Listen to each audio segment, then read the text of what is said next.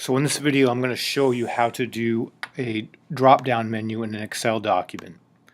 So here you can see I have an Excel spreadsheet going, and I've already kind of filled out some of my information. Let's say I'm going to use this spreadsheet to keep track of certain activities students do, so I can then give them scores, contact them about how they are or not doing, so on and so forth.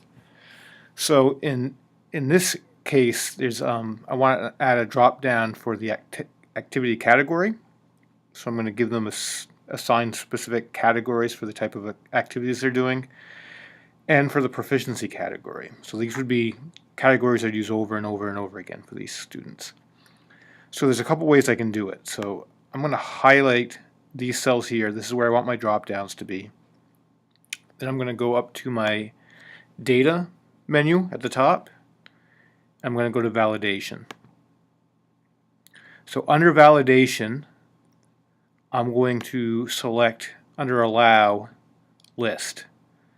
So if I want a list, there's a couple ways I can do it. I could manually add in information here. So let's say my categories, I'm doing traditional type of activities. So let's say I'm going to do a quiz, I'm going to do a test, I'm going to do a worksheet, etc., etc. You can see I'm separating them by commas. When I click on OK, then any of these cells I click on, I then have a drop down where I could select what that activity is. Okay, I'm going to delete that information out of there. What I'm going to do instead is I'm going to highlight these cells and go to validation. In this case, I'm going to clear the validation in there.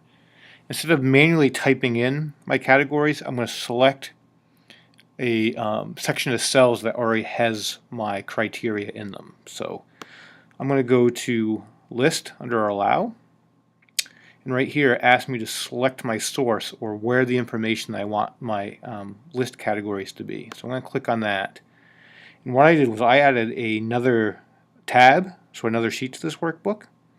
I could have also added my information somewhere else in this workbook, but like lower, or like down here or off to the side or something out of the way. But in this case, I add this tab in these cells. So you can see I highlighted the cells that have my activities in them that I want to use.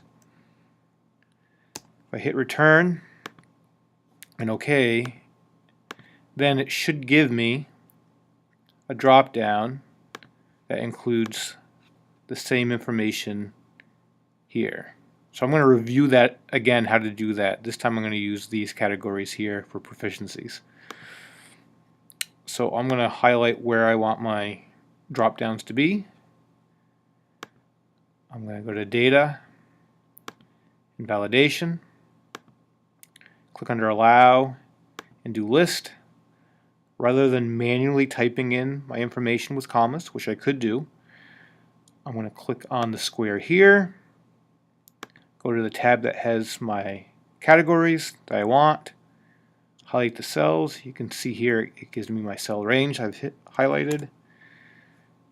Hit return or enter on my keyboard and click on OK, and it should fill them. Now, one of the reasons why I like to use a list like this is because I can go in, you can see here I changed that, I added some extra spaces.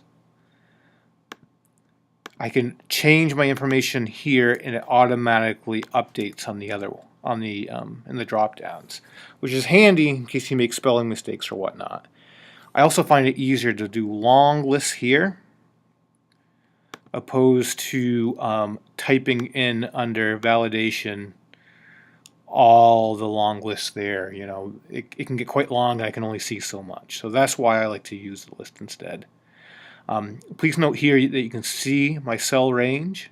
So in this case, it's on my drop downs from B2 to B5.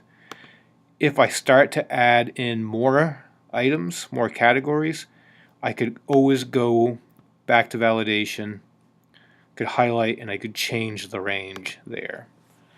Hopefully this information helps making your spreadsheets a little easier to use.